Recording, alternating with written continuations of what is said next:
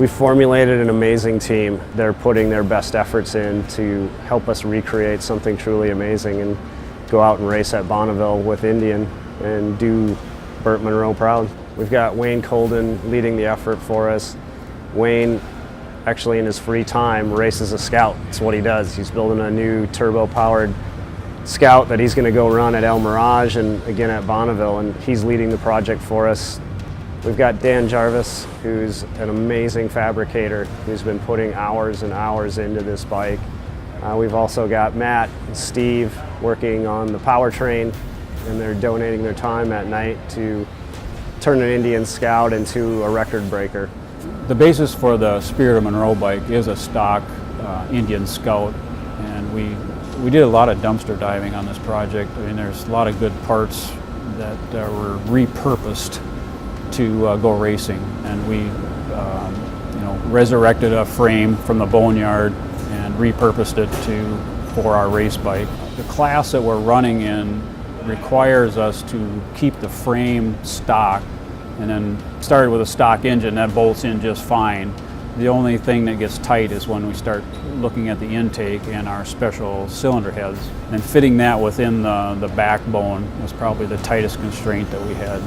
Since we need airflow to make power, one of the big modifications we made was we modified the whole gas tank as really a huge air box. The class we're running in is 1350 cc limit, so right now we are right at 1299 cc's. We are running in the partial streamlining class, so we have fairing has to be such that the rider is visible from the sides and the top. So we purchased a fairing that we thought would work with our bike. Quickly came to the realization that the stock triple clamps were way too wide. We had some narrower triple clamps. Lucky enough, they were part of another project. We happened to have them laying around, and then we were able to fit the handlebars inside the fairing. We replaced the stock rear shocks with a solid aluminum strut, and we have various links to allow us to do some adjustment there on ride height.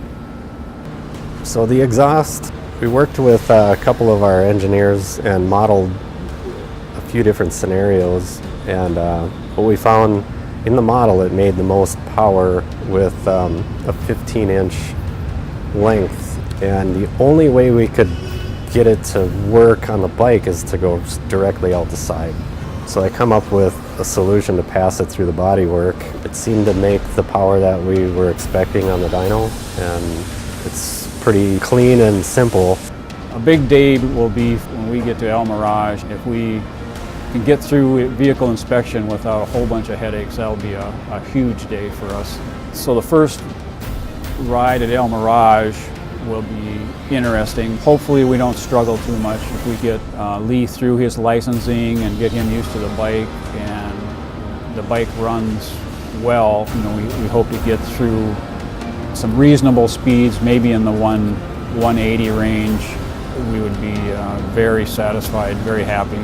We'll collect a lot of data. We'll be studying data after the runs. It's going to be a huge learning experience, and most of all, it should be a lot of fun.